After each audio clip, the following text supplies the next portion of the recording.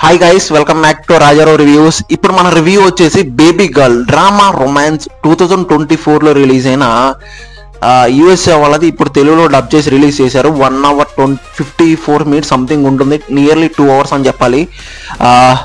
ఈ మూవీ చిన్నపిల్లలతో కానీ లేడీస్తో కానీ ఫ్యామిలీతో కానీ అస్సలు ట్రై చేయకండి, ముందే చెప్తున్నా. ఎందుకు ఈ మాట అన్నానంటే, ఈ సినిమా చూస్తున్నాను సేపు కూడా నాకు ఒకే క్వశ్చన్, ఒకే టెన్షన్ ఏంటంటే, అసలు ట్రూ లవ్ అంటే ఏంటి, అసలు కంట్రోల్ అంటే ఏంటి అనేది నాకు పెద్ద క్వశ్చన్ అనమాట. ఇప్పుడు ఈ సినిమా చూసిన వాళ్ళకి నాకు క్వశ్చన్ ఏమైనా అర్థమయ్యి ఉంటే కామెంట్ చేయండి. అసలు ఏంటి అనేది సింపుల్ చెప్తా. ప్లీజ్ ప్రతిసారి అడుగుతున్నాను ఫీల్ అవ్వకుండా ఒక లైక్ కొట్టి కొంచెం బూస్టప్ ఇచ్చేయండి. కొత్త వాళ్ళు కొంచెం సబ్స్క్రైబ్ కూడా చేయండి ప్లీజ్ గైస్, కొంచెం సపోర్ట్ చేయండి. వీళ్ళు నిజంగా కష్టపడుతున్నారా అని ఫీల్ అయితే కొట్టేసేయండి.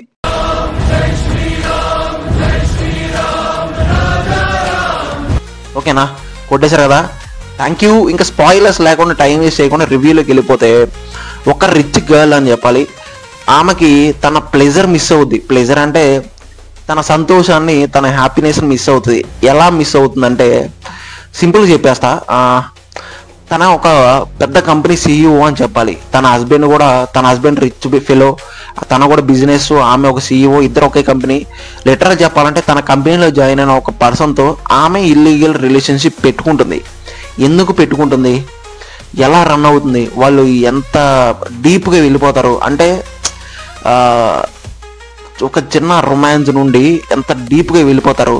ఆ తర్వాత ఆ విషయం తన హస్బెండ్కి తెలిసిన తర్వాత ఏం జరుగుతుంది అనేది స్టోరీ. ఇంకా సినిమా ఎలా ఉంది ఏంటని మాట్లాడాలంటే, లిటరలీ స్టార్టింగ్ ఒక మ్యాటర్తో స్టార్ట్ అయిపోద్ది.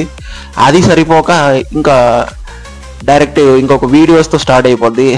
అంటే నేను చెప్పడానికి నాకు అంటే ఎలా చెప్పాలో కూడా అర్థం కావట్లేదు, అలా ఉందన్నమాట.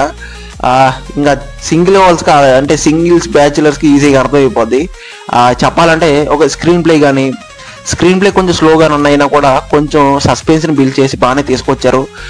నెక్స్ట్ చెప్పాలంటే డైరెక్షన్ కొంచెం పర్లేదు, స్క్రీన్ ప్లే పర్లేదు, ఒక యావరేజ్గానే ఉంది. బట్ సినిమాటోగ్రఫీ అయితే రిచ్గానే విజువల్స్ ఉన్నాయి, బాగానే అనిపించింది. బ్యాక్గ్రౌండ్ మ్యూజిక్ కూడా కొంచెం స్లోగా సస్పెన్స్ని బిల్డ్ చేసింది, కొంచెం వర్క్ అయింది అని చెప్పాలి. పర్లేదు, ఓకేగా ఉంది. ఇంకా చెప్పాలంటే లిటరలీ వీళ్ళ పర్ఫార్మెన్స్, ఈ హీరోయిన్ ఎవరైతే ఉన్నారో చాలా న్యాచురల్గా పర్ఫార్మెన్స్ చేసింది. కొంచెం డీసెంట్ అంటే ఆ మ్యాటర్లో చాలా డీప్గా వర్కౌట్ అయ్యి మరీ వర్క్ చేసింది అన్న ఫీలింగ్ వచ్చింది నాకైతే. హీరో కూడా సైలెంట్గా ఉంది, సైలెంట్గా వర్క్ చేశాడు. బట్ ఉన్న స్పేస్లో బాగానే మెచ్యూర్డ్గా పర్ఫార్మెన్స్ చేశాడని చెప్పాలి. అతను హస్బెండ్ రోల్లో ఉన్న పర్సన్ కూడా పర్లేదు, ఓకే అనిపించింది.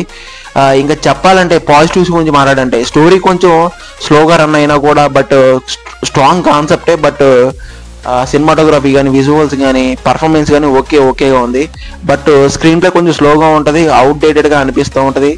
కొంచెం మాస్ ఆడియన్స్కి సినిమా ఎక్కదో, కొంచెం కష్టమే. కాకపోతే కొంచెం పేషెన్సీ అవసరం ఈ సినిమాకి, ముందే చెప్తున్నా. ఓవరాల్గా ఏం చెప్తానంటే, ఒక మసాలా మూవీ అని చెప్పాలి గైస్. అంటే లైక్ ఉల్లు మూవీస్ చూస్తూ ఉంటారా, అంటే కొంత బ్యాచులర్స్కి ఉల్లూస్ అంటే ఈజీగా అర్థమైపోద్ది. ఉల్లు మూవీస్ చూసే వాళ్ళకి ఈ కాన్సెప్ట్ ఈజీగా అర్థమైపోద్ది. ఎందుకంటే ఇలాంటి కాన్సెప్ట్లు అందులో చాలా ఉంటాయి. అంటే నేను చూస్తానని చెప్పట్లేదు, ఒక రిఫర్ చూసి నేను అందులో చెప్తున్నా. నాకు చాలా బాగా అనిపించింది.